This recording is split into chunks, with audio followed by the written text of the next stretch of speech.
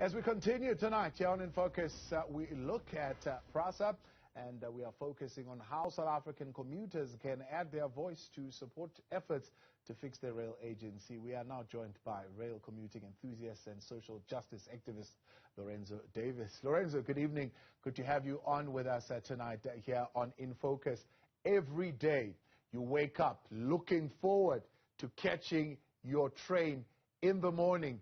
And recently you went there, you tweeted a number of pictures, one of them saying, "Beautiful morning on the station, looking forward to catching my favorite train, 0106, which is arriving shortly." One, did 0106 arrive on time? But two, why was there no one at the station? Do you think there is a conspiracy to get people to avoid trains? Well, Tabo, good evening, and to you and your viewers. No, 0106 did not arrive, but 0108 did arrive in the time slot of 0106. So, yeah, there was some confusion around that. But let me say this, Tabo. I am concerned that commuters are not getting back as quickly as I thought they would be getting back onto the trains. And that's a huge concern because the passenger rail service agency is losing money by not getting commuters back onto the train. So yes, it's a particular problem that we have with the system right now. Is it the fact that there is no reliability, I suppose, of the train arriving on time and the right train arriving on time? Or is it the fact that there aren't enough cameras? I mean, there's also been a promise of using technology like drones and so on and so forth to enhance the security at the train stations. That could be a contributing factor to less and less people having the appetite to get on the trains. Yeah, absolutely. I think that what we have is the number one concern is safety. So passengers are extremely skeptical about the fact that the rail service is safe. I believe it is, quite frankly, right now, it's very safe. We have security on the trains, walking through it every day. But the second big factor is the scheduling, the reliability of the schedule. You cannot, at this point, stake your life on it.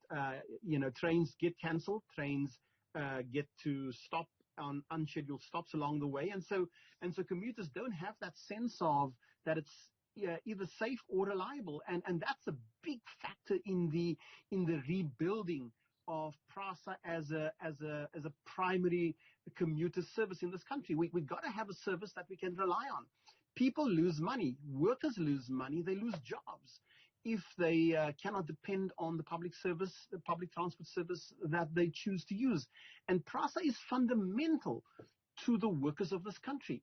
We've got to build it back as a service they can rely on. But right now, they're abandoning it because they fear for their lives, and secondly, it's not necessarily reliable. The middle class would say, why should that burden be put on us, right? We did not break this. Why is Lorenzo wanting us to get back on the trains? Maybe he enjoys being on the trains. He loves the scenery and so on and so forth. But we're okay on the roads. Tabo, the thing is that this particular struggle to get PRASA back to a fully functioning service is the challenge that is in the laps of the middle class. It shouldn't be a struggle that the poor fight. You go to any part of the world, and you go to India, you go to London, Paris, New York, Chicago, there are trains that everybody uses. The rail service is the great leveler in society. And so you go to the theater, you go to dinner, you go for a walk in the park, you use the rail service in most parts of the world. We in South Africa still have a narrative that trains and taxis are only for poor people. And that's a faulty narrative. It's a skewed narrative. We have to get the middle class to get on board trains and fight for the right to have a dependable, safe and reliable rail service. If the middle class do not pick up this fight, the government will never take poor people seriously. And that's my struggle. I said a while back, around January of this year, I said that the middle class should go and stand on every broken rail service and call out to the minister and say, "Minister, the 7:10 train has not arrived. Where is it?" That should be our determination. And I'm passionate about that. I want South Africans to use trains. It's the most climate friendly, it's the most ecologically safe and sound service to use. Why are we gravitating to motorized transport when our train service is a friend of the climate and a friend of the poor. And we in South Africa are busy abandoning it. That's a big mistake.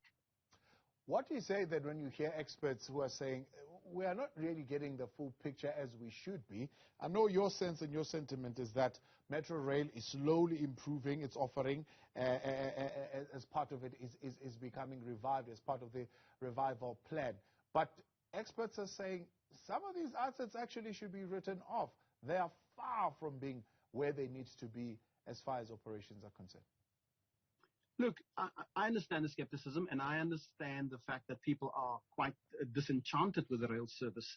But in any successful democracy, rail is the backbone of that democracy. It moves more people and should move more people than any other form of transport. Both Transnet and PRASA forms this united mechanism by which we build South Africa. If we become skeptical about it and abandon it, we will do ourselves a great disservice. Right now, only about 11% of workers from the National Household Transport Survey, the Travel Survey, indicate that only 11% of South Africa's workers use rail. We got to get that number up to much, much more. For example, Thabo, I pay 11.50 Rand to travel the 18 kilometers that I travel by train. If I use a taxi, the minibus taxi service, I pay 24 Rand for that same journey. So it's a no-brainer. Why are we burdening poor people with a cost they do not have to bear if we can get our rail service back up and fixed again? So this is an argument that, yes, the infrastructure is outdated and it's messed up and it's slow and it's unreliable, but we as South Africans have to build this back. We have to urge the minister and urge the Passenger Rail Service Agency and urge Cabinet to begin to take this matter of rail seriously, because we are going to pay a dear price, an expensive price, if this is not fixed now. If we wait till 2050, as the minister says in the white paper, and we don't move now to fix this, we are going to lose one of our most important national assets.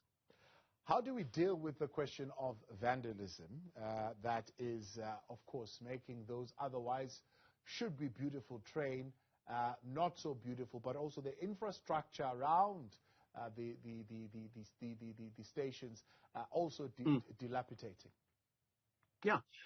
You know, one of the things I can't understand is why Parliament and Cabinet does not declare the rail service a national key point.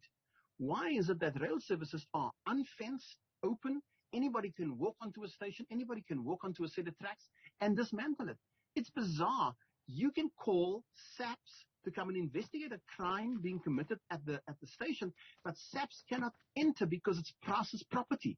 And PRASA must give SAPS permission to come onto their property. So there's this complete disconnect between our priorities of protecting the rail service and making it the national key point, and the functioning of our law enforcement agencies, who says to us they can't go there because it's private property. So vandalism is happening because we have been poor at stitching the bits together to protect the infrastructure. You take our current signaling system. It's standing there in the wide open. Anybody can go in there and dismantle it. There's no fence. There's no wall. Those things should be protected with the most severe mechanisms we have available. We are not. And so what happens tomorrow morning at 6:30 when the train is supposed to go? Somebody has gone overnight to dismantle a signaling box, steal something within it, and 400, 500, 600 passengers on a train is left stranded. That can easily come to R1 million worth of wages that is lost. And we don't take that seriously. I cannot understand why this service is at the behest of people who do not take its protection and its viability seriously. Yeah. Interesting you raised that question of signaling and the question of safety. Then we've seen a number of locomotives getting off tracks, rolling back, and so on and so forth. Yeah. Do you feel the safest when you're inside a train than any other modes of transport? I feel absolutely safe on a train. I must say that since January of this year, I have felt an increasing sense of safety as I travel. I see security on the platforms. I see security at the ticket agency where I buy the ticket, and I meet security agents and metro police on the train itself, standing there and guarding doors, checking tickets. So I think there's been a significant improvement from PRASA side to give commuters that sense of visible safety. I can see the people. If I'm in danger or feel insecure, I can go to a security agent and report that. So I want to tell commuters that, in fact, there's been a great improvement in the level of safety that PRASA has been providing. Where is the meeting point then? Your social justice work, the public transport, as well as commuter habits. How do we use all this in order to bring back and revive the rail sector? What we need right now is less verbosity and more sense-making decisions. We need practical sense-making decisions. For example, you take a station, whether it's Benoni or Boksburg or Nederig in Cape Town, we have to, first of all, step one is secure the asset, which means make the asset secure, fencing, security, protect the most critical infrastructure. Ask Cabinet to make sure that every critical infrastructure in PRASA's rail network is declared a national key point. How can we allow signals to be broken, stolen, and vandalized at will without Cabinet saying, hold on, those things need extra and additional protection? So the meeting point is in sense-making, decision-making. If you want to move 2 million passengers a day as a rail network, you have to make sure that its critical infrastructure is protected. That's a sense-making decision. Why is there no sense-making decisions? Lorenzo Davids, I appreciate your time and for raising these issues with us tonight here. Thank you. On In Focus. That is social justice activist Lorenzo Davids saying that for PRASA to get back on, you need the middle class to use that infrastructure.